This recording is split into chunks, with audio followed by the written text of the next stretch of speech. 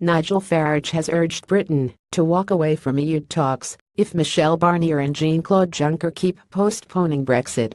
Mr. Farage discussed how Britain could regain the upper hand in the deadlocked talks with Richard Tice, businessman and the co-chairman of Brexit pressure group Leave Means Leave.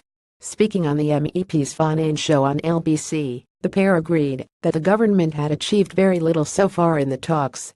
The former UKIP leader implored Theresa May to stop dancing to the tune of Juncker and get on with it. SKYLBCMR Farage discussed with Mr. Tice how Britain could regain the upper hand in the deadlocked talks. Mr. Farage and Tice urged Liam Fox to speed up his trade talks with global countries, criticized the Prime Minister's Florence speech for giving concessions to the EU without winning anything for Britain in return. Mr. Tice agreed and laid out his ideal Brexit negotiating strategy. I would be publishing a plan for going to WTO rules in the next 3 weeks, so businesses know what the plan is, and the EU know we are serious about it. If we haven't agreed on a transition deal by Christmas, we are walking.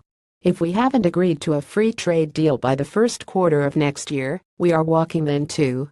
The real danger is we fall into their trap.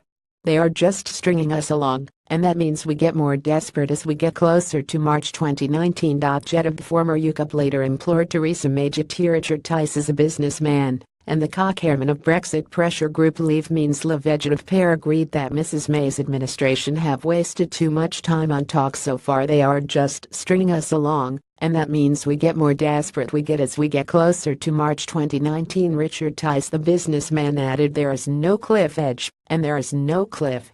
In my view, there is only a springboard of opportunity.